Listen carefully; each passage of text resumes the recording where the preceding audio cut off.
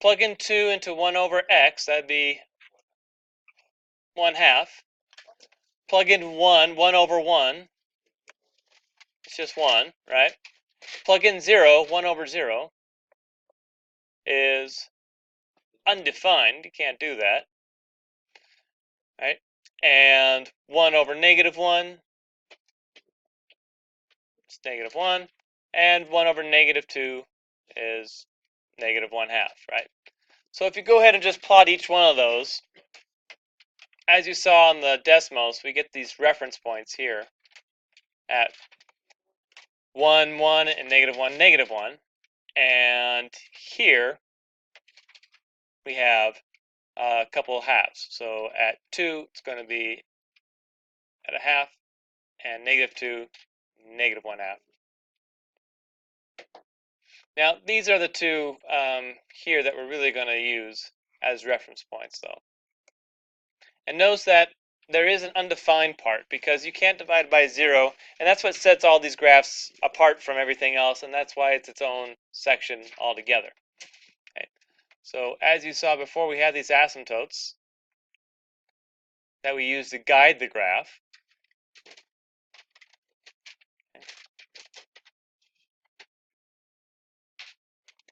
And you just want to draw these by getting really close to them, but not ever crossing them.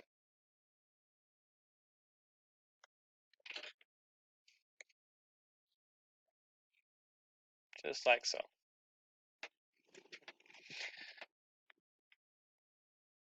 But of course, we don't want to have to make a t-chart, but it does reveal the graph. Down here it says a rational function, and it's in the answer they're looking for is actually right here. Rational function is a ratio, okay, which is similar to a fraction in appearance. Okay, so ratio just means we have a numerator and denominator, and that's what's different. Never did we have a variable underneath on the bottom. And we had this issue of, well, if there's a variable in denominator and you can't divide by 0, you can have a lot of problems that could show up because of that. And that's why it's its own separate thing. We have the vertical asymptotes. Vertical, that'd be right here. Since it's vertical, it's x equals. And horizontal would always be y equals.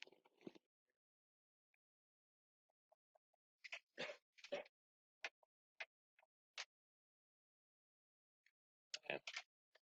So in this format here, I'm going to color code these as we go through them. The A is a number that's out in front that affects the vertical, we say stretch, I think we've used before. And what was the opposite of stretch? Compression.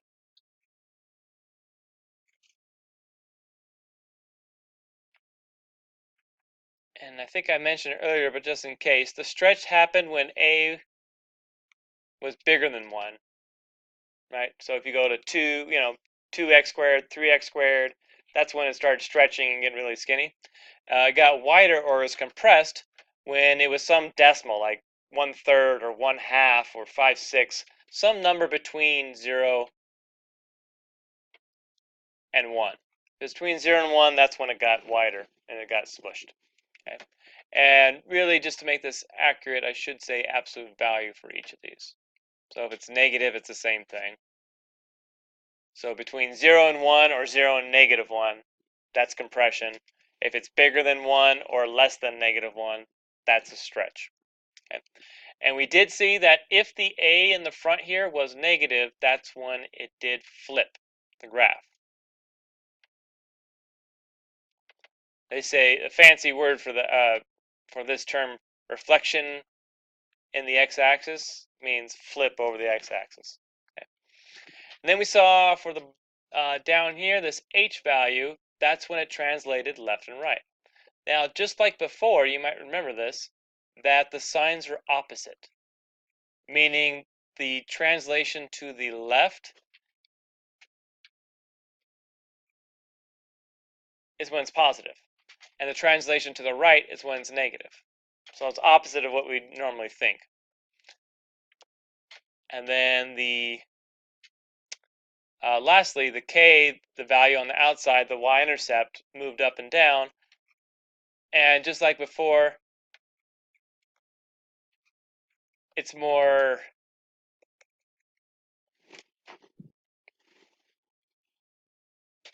what's that word? More obvious. Up is positive and down is negative. But it's the x that was always kind of different, opposite sign. So you'll notice a lot of the same properties that we've used before exist here. And the next type of graph that you learn, which will probably be exponentials and logarithms, will do the exact same thing. The shape is different. It's just that it's stretching maybe in a different way, or it's translating, but you're always looking for the same exact key elements. Okay, so I'm going to go through this left-hand column here, kind of walk you through a few, have you guys do the right-hand column.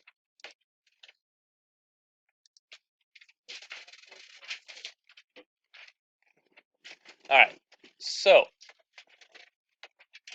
you can see here that there's no a value just given like in front of parentheses. So our goal is always to write it,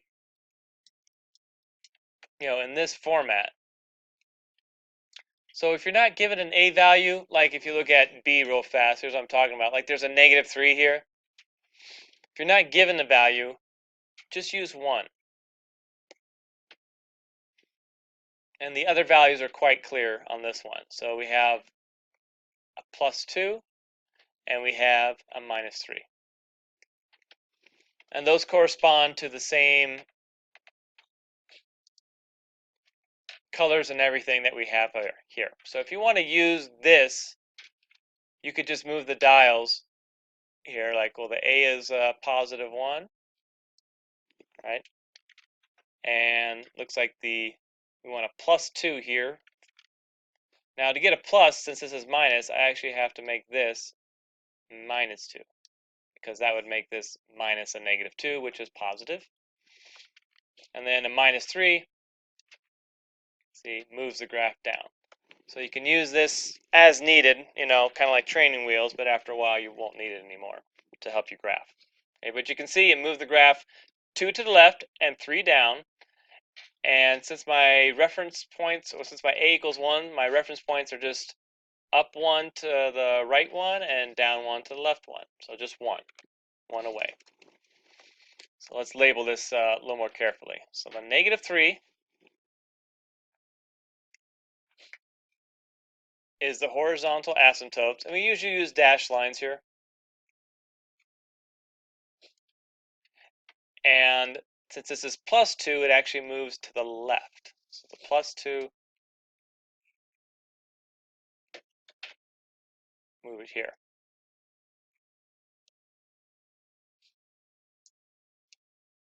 Okay. And for the reference points, that's where the red is. So we start at the center, and since this is 1, I'm going to go up 1, over 1. It's always going to be over 1. If you want to think of kind of like a slope, 1 is the same as 1 over 1. So, but this number will tell you how much to go up or down. Whether it's a fraction or a large number, it's the same thing. So this distance right here represents this distance right here. And you do the same thing in the other direction. I'm going to go down and over. So the distance from the horizontal asymptote to that reference point is also 1 in both directions. And from here, just draw very close to the asymptotes, and as you approach the reference points, it gets further away from the asymptotes, but then once you pass through it, it starts getting closer to the other one. So this is graphed very, very, very close on both sides.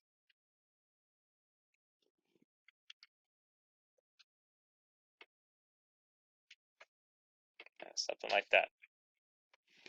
Okay. So if you have the coloring down here, that really helps. If you have like different color highlighters or markers or something like that, that really isolates exactly which parameter moves the graph in which way. Okay, but again, it should be pretty familiar because this is how we moved and translated all the other graphs. Okay, so try number 1 here. Use A as an example and rewrite it first in this format. Okay. It'll again just have a 1 in the front, right? And then go ahead and graph the asymptotes. then the reference points, and then go ahead and draw the graph itself. If we want to be 100% correct to graph this, we should not have the asymptotes on there. But just like when we did the hyperbolas before, it's okay to leave it on there as long as you know they are different equations. Okay, so go ahead and give that a try. And check with your neighbor, someone around you, to see if you're getting the same thing. Use decimals if you need to. So here, again, we have it's just a 1 here. So if we take out the 1 and write it in this other format, where everything is separated,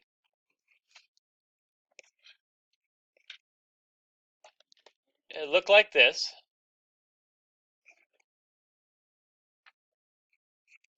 So the 4, horizontal,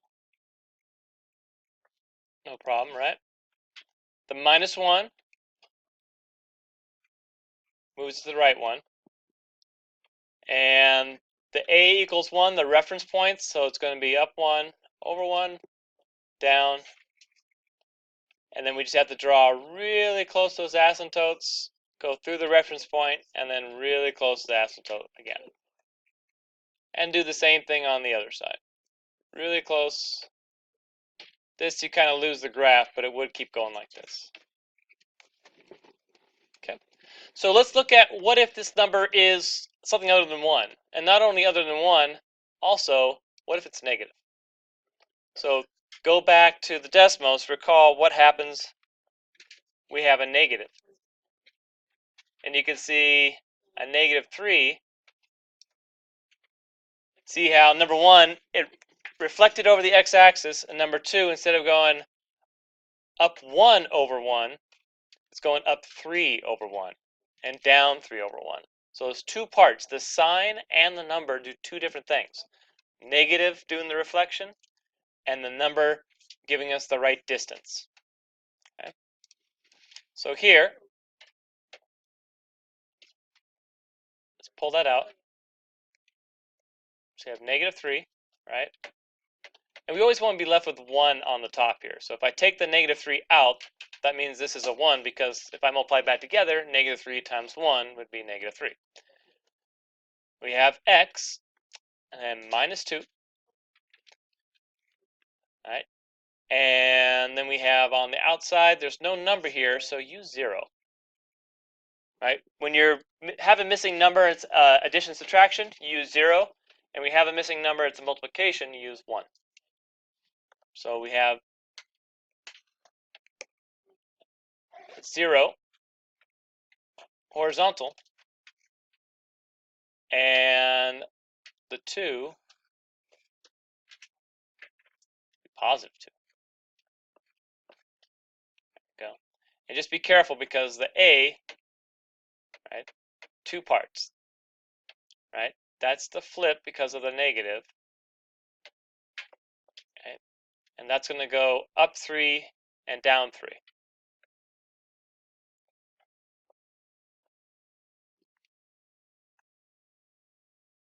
So we're going to start here. Since it's flipping, I know I'm going to be in this second quadrant and the fourth quadrant. So I'm going to go up 3 and left 1, and then down 3 and right 1.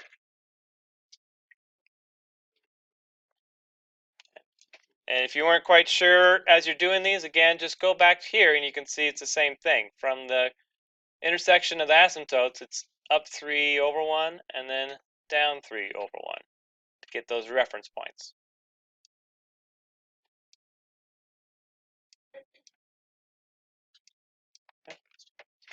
And then just as carefully as you can, it's going to be close, but since the reference point is bigger, you move away from the asymptotes earlier. But then it goes right back to approaching it but never crossing.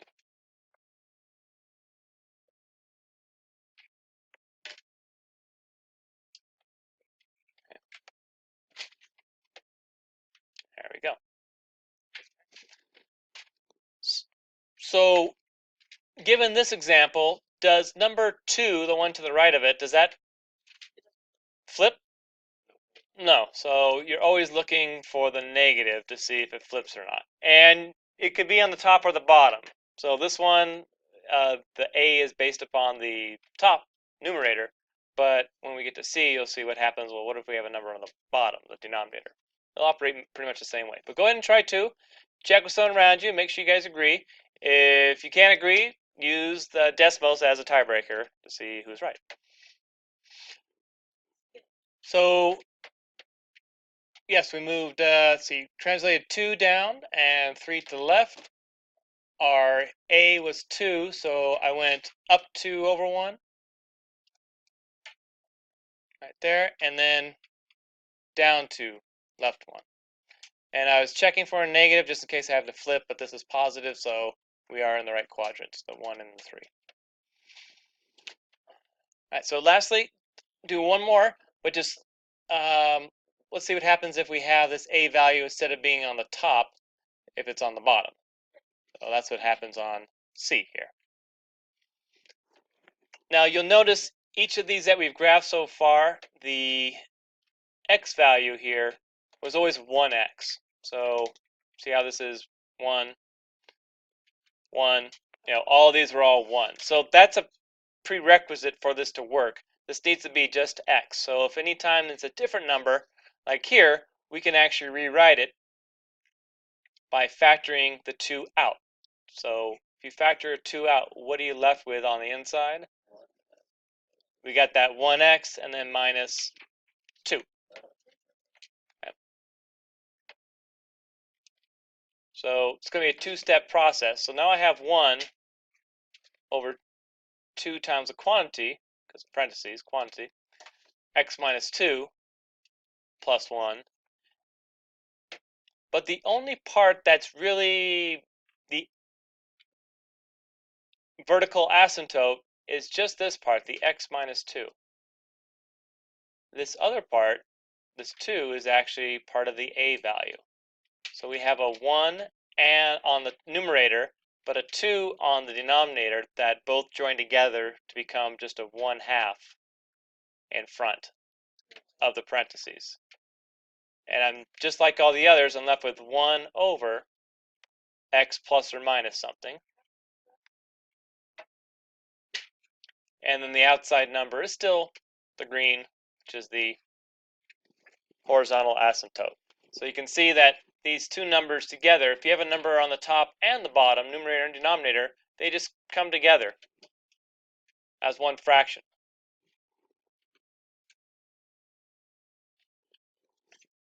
So most of the work or concentration you're going to need is not so much on how to graph it. It seems like pretty much everybody's past that part, but just putting it in this particular format so you can graph it. Okay, making sure like you factor out the 2 properly and so on. So from here you could probably just get to it pretty fast. So a positive 1 horizontal asymptote, right? And then another 2. Got a lot of 2's here. That's going to be positive to the right 2. That. And just like all the others, let's review. All right, this was 1, so we went up 1 over 1. This was 3, so we went up 3 over 1. So you follow the same path here. So if this is a half, that means you go up a half over 1. And then down a half over 1. So on all of them, the A value is like the rise. How far do you go from that horizontal asymptote? We always go to the right and left 1. That hasn't changed. But that rise is changing each problem. So this one's a little bit close. They would say, since this is between 0 and 1, we looked at our notes on the front one more time, 1/2, it falls into this category. 1/2 is between 0 and 1, so this is compression. It's going to look like it's like squished together. It's compressed together.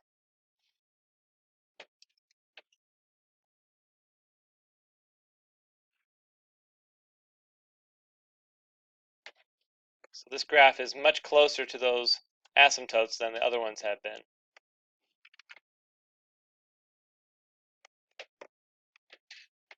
Do it better than that. There we go. There we go. All so close. There we go. Okay.